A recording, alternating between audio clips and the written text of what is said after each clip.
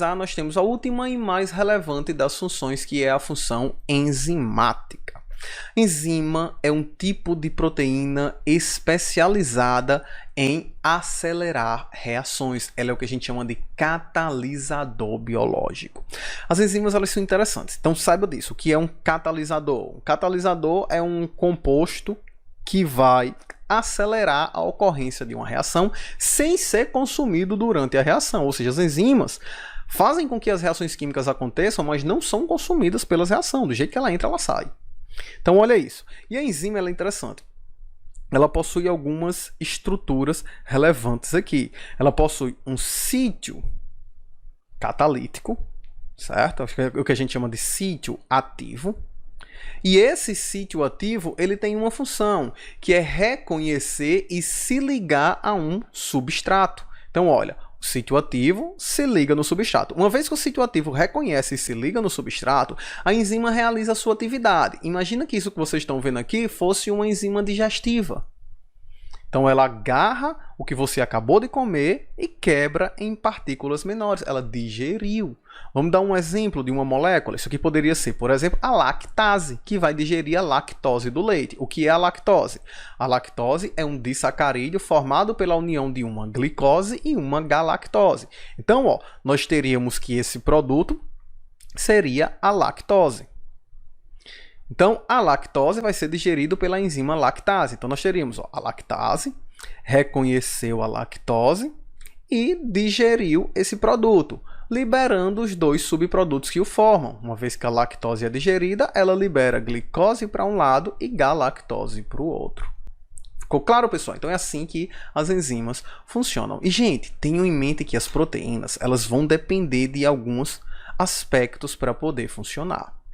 Primeiro dos aspectos que as enzimas dependem. Eu estou falando aqui focado em enzimas, mas isso funciona para todas as proteínas, certo? Todas elas. A temperatura. Enzimas funcionam em temperatura específica. Tem aquilo que a gente chama de temperatura ideal, certo? Acima daquela temperatura, a enzima vai perder sua função. Abaixo daquela temperatura, a enzima vai perder sua função. Olhe o desespero do nosso corpo em regular a nossa temperatura. Imagina o seguinte. A temperatura média do ser humano é de 37 graus. Essa é uma média, certo? Nossa temperatura média é de 37 graus, certo? Você está com uma infecção. Qual é o primeiro sintoma que desencadeia uma infecção? Febre. Febre, a elevação da temperatura. Olha o estrago que isso pode causar. A febre, ela tem função curativa, gente. Isso mesmo. A febre busca nos curar. Por quê? Nós temos uma infecção. Nós temos um parasita no nosso corpo, certo? E esse parasita precisa ser eliminado. O que é que o nosso corpo faz? Nosso hipotálamo avisa: rapaz, eu tenho que acabar com esse parasita. Eu vou elevar a temperatura. Então, o hipotálamo vai e eleva a temperatura. Quando ela eleva essa temperatura, as proteínas começam a sofrer devido ao aumento da temperatura. Gente, o objetivo do nosso corpo é fazer com que as proteínas do agente infeccioso desnaturem. Coloca isso em mente. Atenção! Temperatura elevada causa desnaturação da proteína. Nós já falamos da importância da estrutura tridimensional para a função da proteína. Então, olha para cá. Aqui nós temos a proteína toda dobradinha, com sua estrutura tridimensional perfeita. A temperatura aumentou, olha o que aconteceu. A proteína perdeu a sua estrutura tridimensional. Então é isso, você está com febre. Seu corpo está elevando a temperatura. Quando essa temperatura subir, a proteína dos vírus, da bactéria, do protozoário, seja lá do que for que está causando a infecção, vai desnaturar e ele vai morrer. Atenção, problema. Até 39 graus, beleza. Tranquilo. Você não precisa se preocupar. Vai ficar fraco, né? A elevação da temperatura vai nos deixar muito fraco, porque as proteínas estão parando de funcionar. Certo? Aquele efeito que você sente da febre é a sua proteína para não funcionando direito devido à elevação da temperatura. Então até 39 graus, beleza. Agora, gente, passou de 39 graus, vai ter que ir no médico, vai ter que tomar antitérmico, certo? Porque acima de 39 graus são as nossas proteínas que vão desnaturar. É interessante, nós temos um grupo de proteínas que são as chaperonas. As chaperonas fazem isso aqui, ó. Ela vai lá e agarra a proteína para ela não desnaturar. Então até 39 graus a chaperona segura, ela não deixa que a proteína desnature. Passou de 39 graus, a chaperona é uma proteína, ela acaba desnaturando também. E aí quando ela desnaturar, ela foi ali, desnaturou, a outra que ela estava segurando desnatura também. Certo? E você morre, bata a caçuleta. Certo? Quando isso começa a acontecer no seu cérebro, as proteínas do cérebro começam a desnaturar, você entra em choque anafilático, você começa a ter um ataque lá. Certo? Um ataque epiléptico, cai no chão e começa a se sacudir todinho.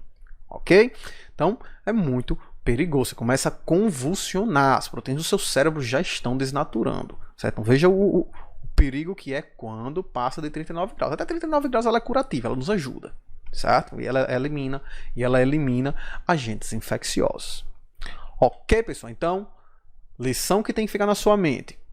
Proteínas funcionam em temperatura específica. Se a temperatura subir, a proteína desnatura, ou seja, perde a sua estrutura tridimensional. Sem essa estrutura, a proteína não funciona. Sem a função da proteína, você morre. Bata a caçuleta, ganha um paletó de madeira. Ok, pessoal? Então, temperatura específica. Por isso, se a temperatura cair demais, aí é interessante. Veja que a proteína está toda dobradinha, né? Se a temperatura cair demais, ela está aqui, aí ela vai empacotando. Empacota, até chegar a um grau de empacotamento tão denso que ela não funciona mais. Ela não desnatura, mas ela fica muito empacotada. É quando você congela a carne. A proteína empacota ali, mas veja que quando você descongelar a carne, o sabor vai dar o mesmo, porque a proteína está preservada. Certo? É claro que tem que ser um congelamento rápido para não formar cristais de água e romper a célula. Mas aí os refrigeradores de casa hoje em dia estão menos 20 graus, ele congela bem rápido e evita que isso aconteça. Ok, pessoal? Então tenham isso em mente. E temos também o pH, olha que interessante. Se você...